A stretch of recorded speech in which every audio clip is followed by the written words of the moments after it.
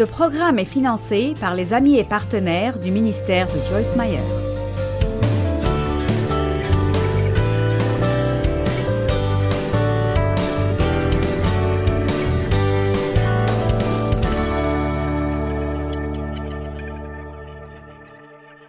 Il y a deux types de personnes dans le monde. Il y a les gens qui font les choses exprès et il y a les gens qui sont passifs. Maintenant, les gens passifs sont des gens qui veulent que quelque chose de bien arrive. Mais ces gens ne feront pas vraiment beaucoup pour que ça arrive. Ils ont beaucoup de souhaits, mais pas de volonté. Et puis, il y a les gens qui lisent la parole et savent ce qui est bon. Et ils le font avec l'aide de Dieu, ce que nous ne pouvons pas faire sans la volonté de Dieu. Établissons cela d'abord. Mais voici l'autre chose dont nous devons nous rappeler, c'est que tout ce que Dieu nous demande de faire, il nous donne la capacité de le faire. Tout ce que vous sentez que Dieu vous demande de faire, il vous donne la capacité de le faire. Tout ce que nous devons faire est juste de nous appuyer sur lui. Dieu, j'ai besoin de toi, je ne peux rien faire sans toi. Donnez-lui la louange et la gloire et vous laisserez ce flux de puissance entrer dans vos vies tout le temps. Et alors, j'ai décidé que je parlerai de l'attitude. Nous avons parlé de la puissance de l'attitude. Comment avoir une attitude visant vers le haut au lieu d'avoir une attitude visant vers le bas. Si vous visez vers le haut, vous aurez une vie meilleure que la moyenne. Et si vous visez vers le bas, alors vous serez toujours plus bas que la moyenne. Nous aurons toujours moins que Dieu veut que nous ayons. Maintenant, tout le monde veut avoir une bonne vie. Tout le monde veut avoir une bonne vie. Mais pas tout le monde, même ici, fait ce que vous avez besoin de faire pour avoir cette bonne vie. C'est vraiment que la passivité est l'une des plus grandes tromperies du diable. C'est l'attitude de « je veux ça, mais… » Ils agissent d'après ce qu'ils ressentent. Ils attendent de le sentir avant de le faire. Ils attendent que tout le reste du monde le fasse. Il y a très peu de gens dans le monde, quand vous considérez toutes choses, qui sont prêts à faire ce qui est juste, même s'ils sont les seuls qu'ils connaissent qui le font. Nous sommes beaucoup trop affectés par la foule et par ce que les autres font. Et Dieu cherche des personnes qui nageront contre le courant alors que tous les autres flottent avec le courant. C'est facile de flotter, mais aller à contre-courant n'est pas aussi facile. Alors ce matin, je vous parlerai d'avoir une attitude patiente. Dans le deuxième enseignement, je vous enseignerai à propos d'avoir une attitude désintéressée parce que je crois vraiment qu'il y a un appel pour nous de nous lever et de compter dans ces jours où nous vivons. Il y a 5 régions dont on parlera dans l'impatience. Il y a beaucoup de choses envers lesquelles nous pouvons être impatients, et certains sont impatients envers certaines choses, mais pas impatients envers d'autres. J'ai vaincu certains degrés d'impatience dans ma vie parce que, pour être honnête, l'impatience est probablement ma plus grande faiblesse. J'ai une personnalité forte et colérique. Si je vous dis de faire cela, faites-le bien. Ne me faites pas vous le redire. Alors, c'est comme ça que j'ai commencé. Dieu merci, je ne suis plus comme cela. Je pourrais glisser dans cette direction de nouveau si je ne continue pas de travailler sur cette attitude. Alors si vous n'avez pas besoin de cela aujourd'hui, je serai heureuse de prêcher pour moi-même. Amen. Alors, au début, j'étais très impatiente envers Dieu. Comme je ne comprenais pas pourquoi Dieu ne faisait pas ce que je voulais qu'il fasse. Et même les choses dont Dieu promet dans sa parole qu'il les fera, il ne les fait pas toujours d'après notre programme. Ça ne vous frustre pas quand vous savez que Dieu peut faire quelque chose et ce ne serait pas difficile pour lui du tout, mais pourtant il ne le fait pas? Alors, si tu peux le faire en 5 ans, pourquoi tu ne pourrais pas le faire en 1 an? Pourquoi ai-je dû passer par toutes ces choses? Éventuellement, vous apprenez que quoi que vous fassiez, vous ne pousserez pas Dieu. Alors, quoi que vous attendez maintenant, vous feriez mieux d'apprendre à attendre. Parce que l'attente est un fait dans la vie. Nous attendons tous, mais certaines personnes attendent mieux que d'autres personnes. Alors facilitez-vous la chose. Dites mon temps est entre tes mains. Je sais que tu as un plan pour moi. Aucun démon de l'enfer et aucune personne sur terre peut vous garder de ce que Dieu a pour vous au moment parfait quand vous êtes préparé et prêt. Il y a beaucoup de choses que Dieu a préparées pour nous, mais il doit nous préparer pour ces choses qu'il nous a destinées. Je vous le dis, c'est dur parfois quand vous avez un rêve et vous le voyez si clairement.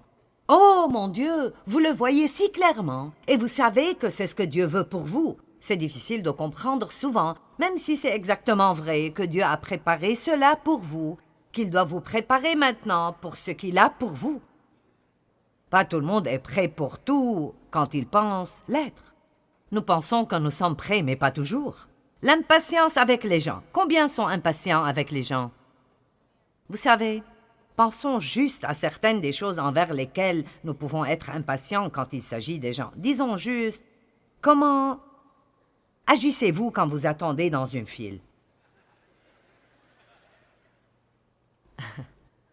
Et si vous avez un caissier lent? Ou un caissier qui est nouveau et qui ne sait pas ce qu'il fait? Ou si la personne devant vous a 3 articles sans étiquette et puis ils doivent aller chercher dans le magasin pour trouver les prix? D'accord, vous voyez, je deviens bonne dans ceci. Je peux faire ça parce que j'ai presque perdu mon salut avec des caissiers lents il y a 30 ans. Je veux dire, c'était comme si j'avais ma broche chrétienne brillante en cristal. Et vous savez, tous mes bijoux chrétiens, et j'étais dans la file du magasin. J'avais 3 enfants alors, et ils me rendaient folle, et j'avais mon plan, je voulais amener ces prévisions, en finir avec cette file, les ramener à la maison, les ranger, et puis faire quelque chose d'autre. J'avais mon plan, ne gâchez pas mon plan. Quelqu'un est comme ça? D'accord. Et alors, je suis arrivée à un point où je priais à propos de quelle file je devrais suivre. Je me tenais là, d'accord, Seigneur. Tu sais déjà ce qui va se passer. Tu sais que je suis pressée. Laquelle de ces files ira le plus vite? Et malgré tout ce que je faisais, je terminais toujours. Dans celle qui est plus lente, quelque chose sera brisé. Il n'y a pas de prix. Et je vous dis quoi? Si vous pouviez mourir à cause de la frustration, je serais morte parce que ça m'aggravait autant que cela. Je ne comprenais pas. Dieu, qu'est-ce que tu fais avec moi? Et puis je commençais à dire, je te chasse Satan, je te chasse au nom de Jésus. Tu ne me voleras pas ma joie, tu ne me voleras pas ma paix.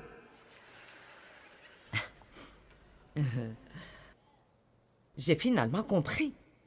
Dieu utilisait cela avec moi parce que le mot patience, en fait, si vous l'étudiez dans le dictionnaire grec, maintenant écoutez, il dit que c'est un fruit de l'esprit qui grandit seulement quand il est utilisé.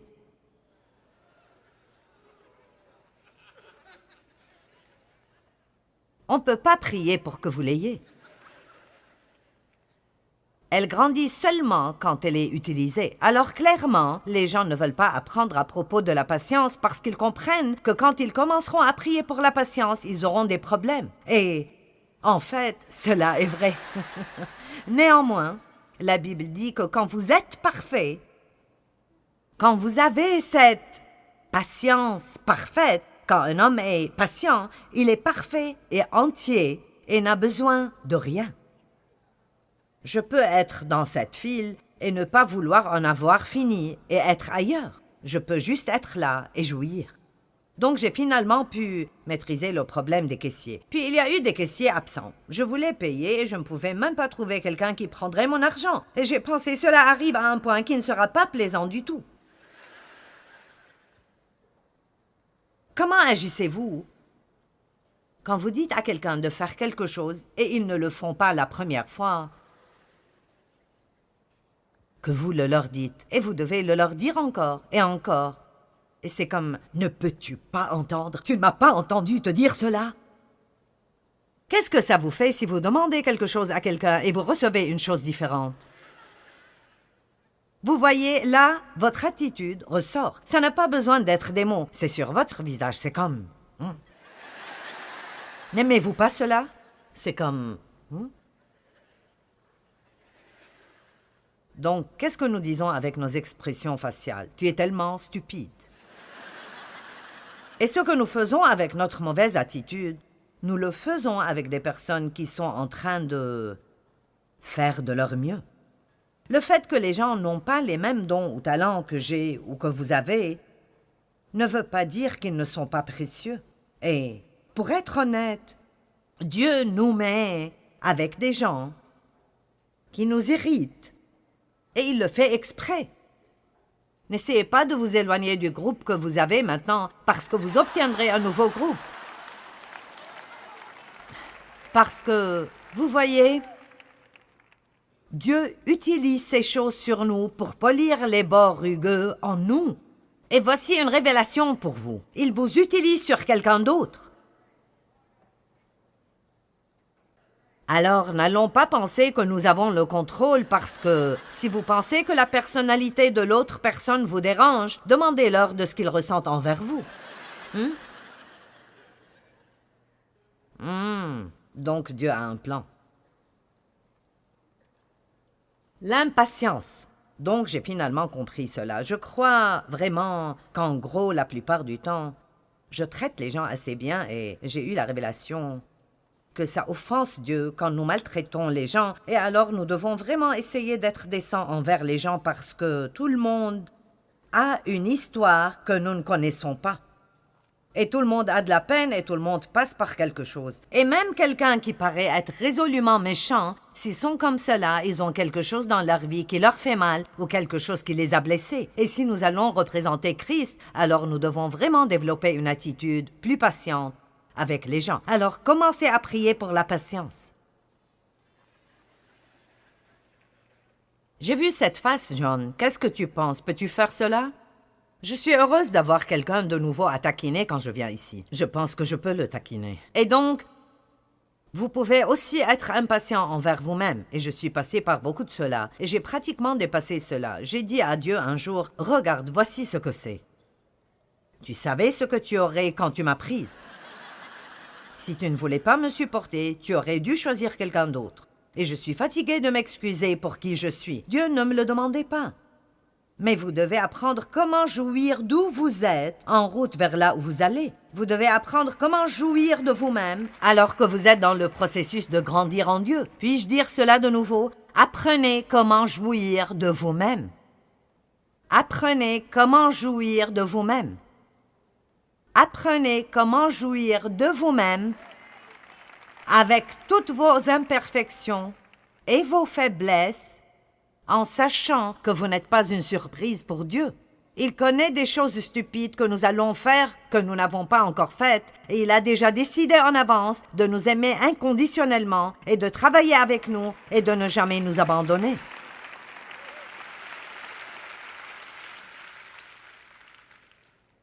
Soyez patient envers vous-même. Puis il y a la région d'être patient avec les objets et les choses. Maintenant, je ne suis pas si bonne dans ce domaine. Puis-je avoir mes accessoires?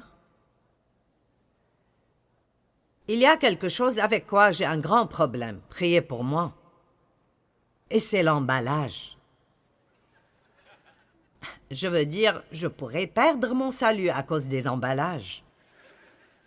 Ceci est une bouteille de gouttes pour les yeux. Je les ai sortis ce matin et j'ai dit « Oh non !»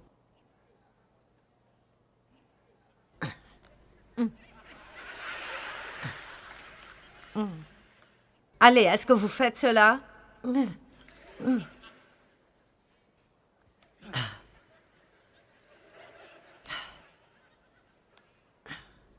Ah. Et puis je dis, quel est le problème des gens? Ils vous vendent ces choses et ils ne s'attendent pas à ce que vous les ouvriez. Eh bien maintenant, Dave dirait, pourquoi ne prends-tu pas une paire de ciseaux pour couper cela? Parce que ça me demanderait de la patience de marcher pour trouver les ciseaux et revenir et faire cela. Je n'aime pas ça. Puis vous avez le rince-bouche. Oh mon Dieu, pas encore, je vais... Et vous voyez, j'ai ceci. Oh, celle-là commence. Hey! Oh, mais ça ne marche toujours pas. Donc, cette année, les emballages sont mon but. Je vais arriver à un point où je suis libérée d'être contrariée par les emballages. Mais vous savez, la façon d'être libérée de quelque chose est de le faire encore et encore et encore et encore, jusqu'à ce que ça ne vous gêne simplement plus. Vous mourrez finalement à cela. Vous voyez, maintenant, je peux me retrouver dans une file lente et je me dis... Pas cette fois, Satan. Déjà vu, déjà fait. Je garderai ma paix. Ah ah, mais le truc des emballages, je dois toujours le maîtriser. J'ai aussi un autre petit problème que je vous dirai. J'ai un épi de cheveux juste là.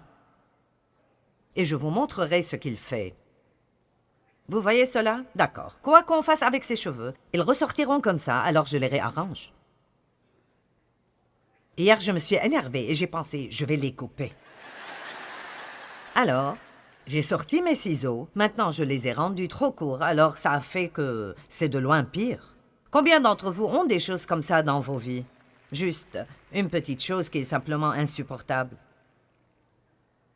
Et puis, il y a toute cette région de... Et c'est l'un de mes buts. Ces deux dernières sont juste mes problèmes. Vous ne pouvez pas vous donner sur ce que vous faites, parce que mentalement, vous êtes déjà à la chose suivante. Certains d'entre vous sont ici ce matin, mais vous n'êtes pas ici parce que vous pensez déjà à ce dont vous devez faire quand vous rentrez. Et alors, nous ne sommes jamais nulle part avant d'avoir notre pensée où nous sommes. Si notre corps est quelque part, ça ne veut pas dire que nous y sommes. Et je ne sais pas, je pense que ça fait partie de ma personnalité colérique et agressive, mais cela m'est difficile de rester où je suis. Je suis toujours, en quelque sorte, en chemin vers la chose suivante, parce que je suis résolue, je suis agressive et j'ai un plan. Nous faisons ceci, allons faire cela. Donc, j'ai cette manie, quand je suis en voiture, quand nous nous approchons de notre maison, et elle est visible, j'enlève la ceinture de sécurité et je me prépare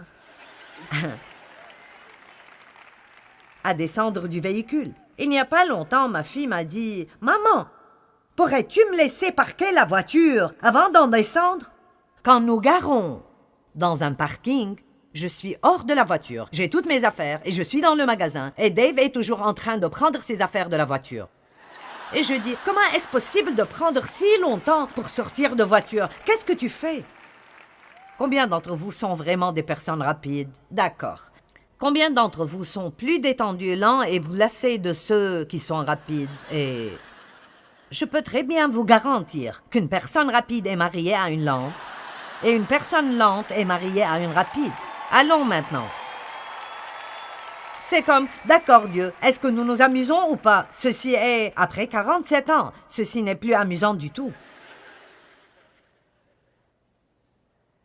Je vous le dis, ce verset dans la Genèse, qui dit que l'homme laissera son père et sa mère et s'attachera à sa femme, et les deux deviendront une seule chair, n'est-ce pas magnifique? Mais je vous le dis, c'est le fait de devenir qui est le problème. Et c'est un problème continu et un problème sans fin. Très bon. Maintenant, allons droit au but et revenons au sérieux. Tout d'abord, si vous n'avez pas de patience envers Dieu, si je n'ai pas de patience envers Dieu, j'irai dans ce que la Bible appelle les œuvres de la chair. Et les œuvres de la chair sont mes idées géniales à propos de comment obtenir ce que je veux, quand je le veux, au lieu d'attendre Dieu. Et je vous le dis, nous faisons certains des dégâts les plus ridicules dans nos vies en essayant de dépasser Dieu. Nous le voyons dans Genèse. Je ne prendrai pas le temps de raconter toute l'histoire, mais sûrement vous réaliserez que quand Dieu a promis à Abraham et Sarah qu'ils auraient un enfant et l'enfant ne venait pas, ils ont été fatigués d'attendre. Sarah a une idée de génie. Vous avez déjà eu une idée de génie? D'accord. Eh bien, j'avais beaucoup d'idées géniales, et elles sont quelque chose comme ça. Vous vivez votre vie, et vous dites, je sais ce que Dieu veut que je fasse. Votre mari n'est pas sauvé, alors vous pensez, ou votre mari est quelqu'un qui a une mauvaise attitude. Vous avez déjà décidé que vous allez acheter ces 5 livres à propos de l'attitude, et vous allez ouvrir ces livres et les mettre partout où vous pouvez dans la maison, parce que maintenant vous avez un plan pour réparer son attitude. Combien d'entre vous savent que rien ne marche si ça ne vient pas de Dieu? Écoutez, il est l'auteur et le consommateur, et il m'a déjà dit, je ne suis pas obligé de finir quelque chose que je n'ai pas commencé. Si vous commencez, c'est votre bébé. Donc nous devons vraiment apprendre comment faire les œuvres de Dieu et ne pas faire les œuvres de la chair. Vous dites, eh bien, comment puis-je les discerner? Eh bien, les œuvres de la chair sont des œuvres qui ne marchent pas. C'est nous qui essayons de faire que quelque chose arrive quand ça n'arrivera simplement pas Et nous ne comprenons pas pourquoi ça n'arrive pas. Et nous disons alors cela. Dieu, j'ai vraiment fait tout ce que je sais faire.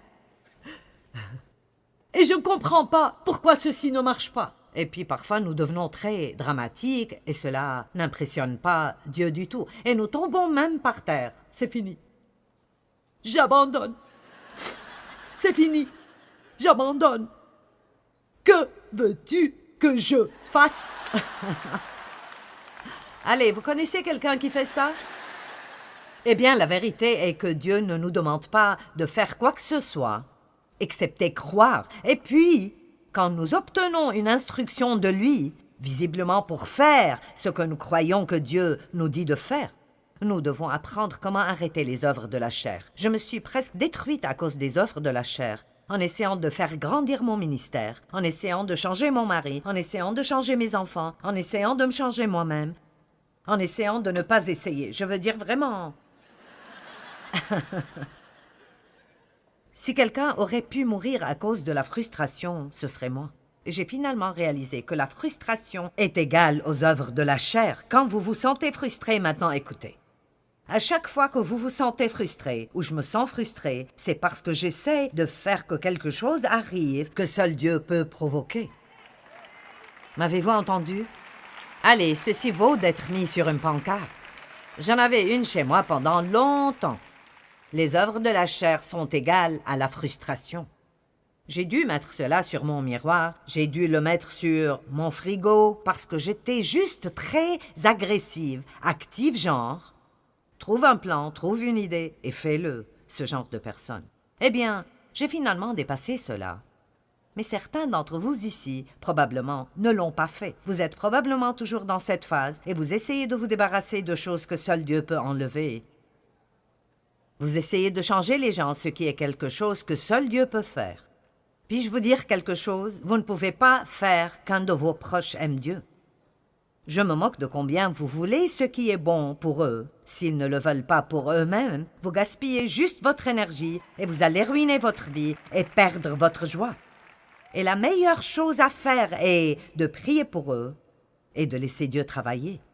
Et laissez-moi juste vous dire, quand vous priez pour quelqu'un, ne vous attendez pas à ce qu'il agisse mieux. Ils seront probablement pires avant d'agir mieux. Vous dites pourquoi? Parce que quand vous priez pour les gens, Dieu commence à agir en eux. Et quand Dieu agit en nous, si nous ne sommes pas prêts à nous donner, ça nous fait agir d'une manière pire. Avez-vous déjà dit, eh bien, cela n'a pas marché? Ils sont pires qu'avant. Je priais pour Dave pour qu'il n'aime plus le sport autant parce que je n'aimais pas, et je ne voulais pas qu'il l'aime parce que je n'aime pas. Et, vous m'avez entendu dire cela probablement. Il aime tout ce qui roule ou qui rebondit, peu importe. Et quand je grandissais, mon père ne me laissait jamais rien faire. J'étais en fait juste manipulée et contrôlée. Et je ne peux me rappeler d'être contente avant d'avoir la vingtaine et... Dave pratiquait tous ses sports alors qu'il grandissait. Je veux dire, Dave aime tout ça.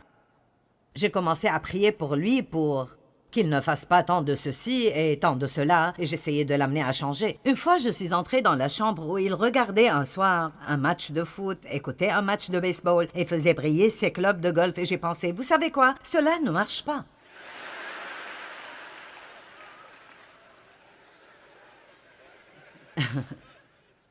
Allez, est-ce que quelqu'un peut réaliser aujourd'hui que ce que vous faites ne marche pas? Quelqu'un? Ça ne marche pas. Alors pourquoi ne pas prendre des vacances quand il s'agit des œuvres de la chair et laisser Dieu être Dieu dans votre vie? Amen? Eh bien, Dieu veut vraiment aider chacun d'entre nous à développer une attitude patiente. Il veut que nous apprenions à attendre patiemment le moment qu'il choisit et à lui faire confiance en toutes choses. Et vraiment, c'est la seule façon par laquelle nous pouvons jouir de chaque moment de nos vies. Et la plupart d'entre nous diraient probablement que la patience est un peu difficile pour nous et elle doit être développée. Nous devons apprendre comment l'appliquer dans des situations.